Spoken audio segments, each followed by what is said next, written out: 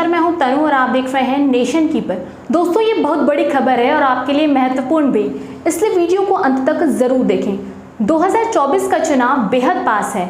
भाजपा की बौखलाहट तो साफ नजर आ रही है, साथ ही साथ अमित शाह की रातों की नींदें उड़ी हुई हैं। बेचारे रात को अपने सांसदों को फोन कर मणिपुर पर इतना दुख जताते हैं कि प्रधानमंत्री की जबान से मणिपुर पर एक शब्द नहीं आते हैं। दोस्तों, चुनाव से पहले अक्सर चुनाव आयोग पर सवाल उठते रहे हैं, ईवीएम पर सवाल उठते रहे हैं। ऐसा मैं नहीं कह रही, बल्कि विपक्ष के कई बड़े बड़े नेताओं ने ऐसे आरोप लगाए हैं। चाहे हम बात करें गुजरात चुनाव की, बंगाल चुनाव की, कहा जाता है कि कहीं ना कहीं चुनाव आयोग का विशेष पार्टी की तरफ झुकाव ज़्यादा है।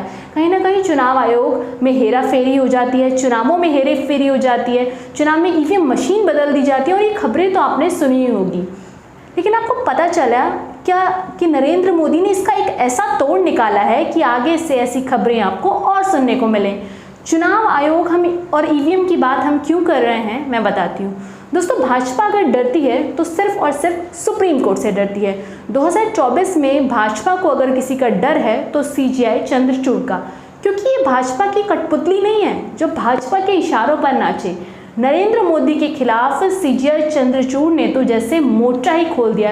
एक के बाद एक फटकार लगातार जो सीजीआई चंद्रचूड़ हैं वो मोदी सरकार को लगा रहे हैं और मोदी सरकार को झेलनी पड़ रही है। इससे मोदी सरकार की धज्जियां पूरे देश में उड़ रही हैं। तो मोदी जी ने सोचा कि क्यों ना 2024 से पहले तैयारी पूरी कर ले। आखिर चुनाव तो मोदी जी छोड़ नहीं सकते, तो तैयारी तो करनी पड़ेगी। और तैयारी ऐसी की कि सुप्रीम कोर्ट के फैसले को बदलने के लिए नरेंद्र मोदी ने पूरी की पूरी जान झोंक दी है। दोस्तों, गुरुवार यानी आज राज्यसभा में मुख्य चुनाव आयुक्त और अन्य चुनाव आयुक्तों की नियुक्ति को रेगुलेट करने से जुड़ा बिल पेश होना था, लेकिन भारतीय जनता पार्टी ने पूरा का पूरा खेल ही पलट दिया।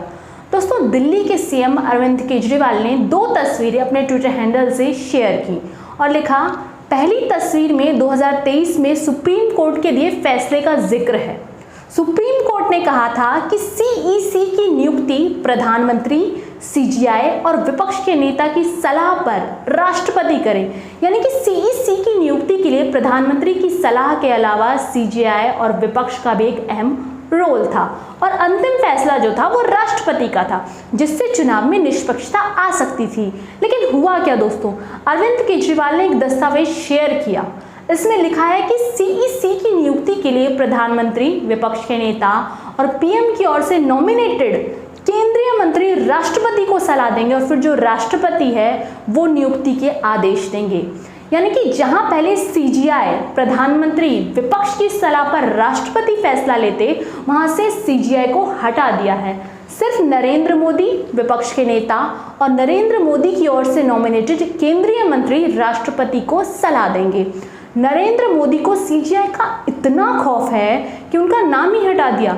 अगर चुनावों में गड़बड़ी नहीं होती, ईवीएम में गड़बड़ी नहीं होती, जनता आपको इतना प्यार करती है, मन की बात करोड़ों लोग सुनते हैं, तो फिर किस बात का डर सता रहा है मोदी जी?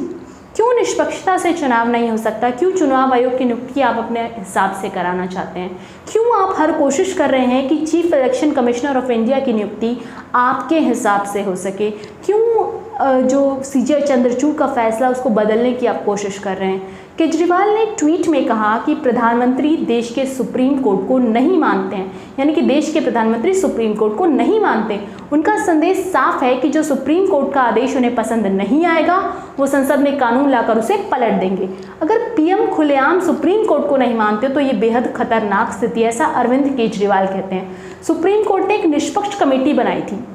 सुप्रीम कोर्ट के आदेश को पलटकर मोदी जी ने एक ऐसी कमेटी बना दी जो उनके कंट्रोल में होगी।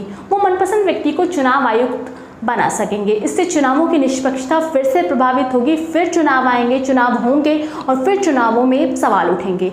मुख्य चुनाव आयुक्त और चुनाव आयुक्तों की नियुक्ति पर सुप्रीम कोर्ट ने 2 मार्च को एक ऐतिहासिक फैसला सुनाया था। कोर्ट ने आदेश दिया था कि पीएम लोकसभा में नेता प्रतिपक्ष और सीजीआई का पैनल इनकी नियुक्ति करेगा। 5 सदस्यीय बेंच ने कहा था कि कमेटी नामों की सिफारिश राष्ट्रपति को करेगी। इसके बाद ही जो राष्ट्रपति है वो मुहर लगाएंगे। सुप्रीम कोर्ट ने कहा था कि ये प्रोसेस तब तक लागू रहेगा जब तक कि संसद चुनाव आयुक्तों की नियुक्ति को लेकर कोई कानून नहीं बना देती। चयन प्रक्रिया सीबीआई डायरेक्टर की तर्ज पर होनी चाहिए। सुप्रीम कोर्ट ने यह भी कहा था कि लोकतंत्र को बचाए रखने के लिए चुनाव प्रक्रिया की निष्पक्षता बनाए रखनी चाहिए, नहीं तो इसके अच्छे परिणाम नहीं होंगे। देखिए, वोट की जो ताकत है वो सबसे अहम है और वोट की ताकत सुप्रीम है, ऐसा सुप्रीम कोर्ट ने भी कहा कि इससे मजबूत पार्टियां भी सत्ता हार सकती हैं। इलेक्शन कमीशन का स्वतंत्र होना बहुत ज़रूरी है। यह भी ज़रूरी है कि ये अपनी ड्यूटी संविधान के प्रावधानों के मुताबिक और निष्पक्ष रूप से कानून के दायरे में रहकर निभाए। सुप्रीम कोर्ट ने यह फैसला लिया था ताकि निष्पक्षता से इलेक्शन कमीशन काम कर सके और सीईसी की नियुक्ति हो सके। लेकिन प्रधानमंत्री नरेंद्र मोदी के फैसले ने इस पूरे खेल को पलट कर रख दिया है, क्योंकि नरेंद्र मोदी नहीं चाहते कि इलेक्शन कमीशन के पद पर कोई एक ऐसा व्यक्ति बैठ जाए जो निष्पक्षता बरते। ऐसी वीडियो में मेरे साथ मैं तनु, नेशन कीपर से। धन्यवाद।